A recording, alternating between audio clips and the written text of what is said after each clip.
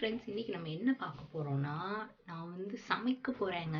ஆமாம், இவ சமைக்க போகிறா அப்படிலாம் ஷாக் ஆகாதீங்க. எனக்கு கொஞ்சம் கொஞ்சம் குக்கிங் தெரியும். ஸோ அதை வச்சு நான் இன்றைக்கி வந்து என்ன டிஷ் ட்ரை பண்ண போகிறேன்னா, நம்ம வீட்டில் பன்னீர் இருந்துச்சுங்க. சரி, ஓகே, பன்னீர் வச்சு புதுசாக ஏதாவது டிஷ் ட்ரை பண்ணலாமே அப்படின்னு சொல்லிட்டு இன்றைக்கி ஒரு ஐடியாவில் இருக்கேன். சரி, வாங்க வீடியோக்குள்ளே போகலாம். வந்து மிளகு போட்டுக்கோங்க. அதுக்கப்புறம் உங்களுக்கு தேவையான அளவு நான் 2 கிராம் தான் போட்டிருக்கேன். ஏன்னா வந்து வாசத்துக்காக. அதுக்கப்புறம் வந்து பட்டை சேர்ப்பாங்க.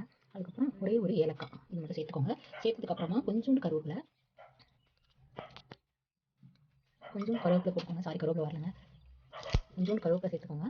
அதுக்கப்புறம் வந்துட்டு 2 வரமிளகாய். இது ஃபஸ்ட்டு நல்லா நம்ம வந்து ஃப்ரை பண்ணிக்கலாம். இது நல்லா கொஞ்சம் பொன்னிறமாக வர வரையும் இருக்குங்க. கூட நீங்கள் வந்துட்டு பெட்டர் வந்துட்டு என்ன சேர்த்துக்கலாம் அப்படின்னா, கொஞ்சோண்டு சோம்பும் கொஞ்சோண்டு சீரகமும் சேர்த்தீங்க அப்படின்னா உங்களுக்கு இன்னும் நல்லாயிருக்கும், டேஸ்ட்டியாக கொஞ்சம். ஸோ அதனால நீங்கள் கொஞ்சம் சோம்பு சீரகம் மட்டும் சேர்த்துக்கோங்க, வேறு எதுவும் சேர்க்க வேண்டாம். ஸோ இப்போ எல்லாத்தையும் போட்டு நல்லா மிக்ஸ் பண்ணிக்கோங்க.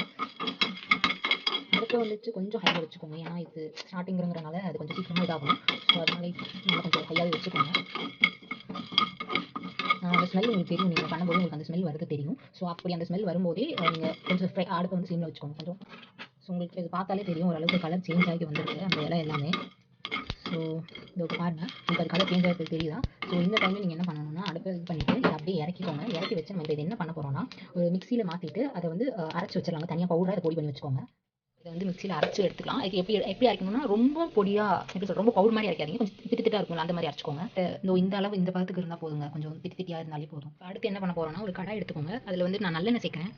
நல்லெண்ணெய் வந்து ஒரு 2 ஸ்பூன் 3 ஸ்பூன் அளவுக்கு நான் சேர்த்துக்கிறேங்க. சேர்த்துட்டு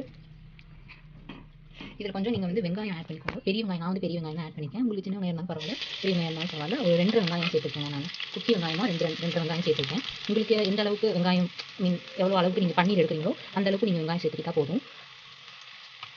ஸோ இந்த வெங்காயத்து கூடயே நம்ம வந்து இன்னும் 2 பச்சை மிளகாய் சேர்த்து இது பண்ணிக்கலாம். 2 பச்சை மிளகாயும்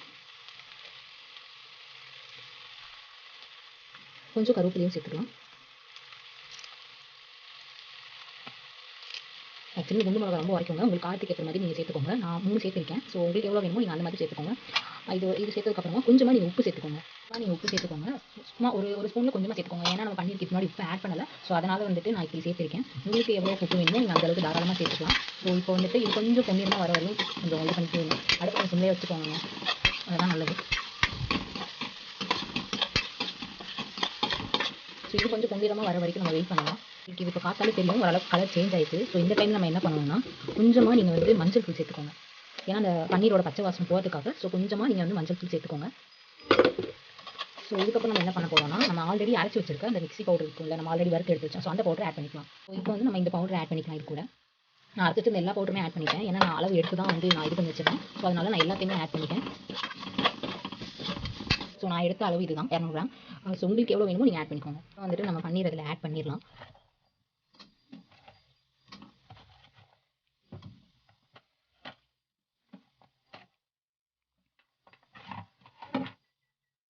ஆட் பண்ணிவிட்டு நீங்கள் அதுக்கப்புறமா ஒரு கிளறினதுக்கப்புறமா நீங்கள் வந்து அடுப்பை கொஞ்சம் ஆன் பண்ணிக்கோங்க. நான் அடுப்பை ஆஃப் பண்ணி வச்சிருக்கேன். இப்போ பன்னீர் அதில் போட்டேன். ஸோ இப்போ வந்துட்டு நீங்கள் அடுப்பை ஆன் பண்ணிக்கோங்க. ஆன் பண்ணி கொஞ்சம் மீடியமாக ரொம்பவும் ஸ்லோவாக வச்சுக்கோங்க. ஏன்னா பன்னீர் வந்து ரொம்ப சாஃப்டான ஐட்டங்கிறனால அது சீக்கிரமாக அடி பிடிக்கும். ஸோ அதனால நீங்கள் வந்து கம்மியாகவே வச்சுக்கோங்க. ஸோ இதை வந்து ஒரு 5 to 10 minutes நீங்கள் அப்படியே விட்டுருங்க. கொஞ்சம் நேரம் மூடி வச்சுட்டு. ஸோ அதுக்கப்புறமா நம்ம பார்க்கலாம். ஸோ இப்போ வந்து நம்ம இதை மூடி வச்சு இப்போ பார்த்தீங்கன்னாலே உங்களுக்கு தெரியுங்க, இது நல்லா வெந்துருச்சு.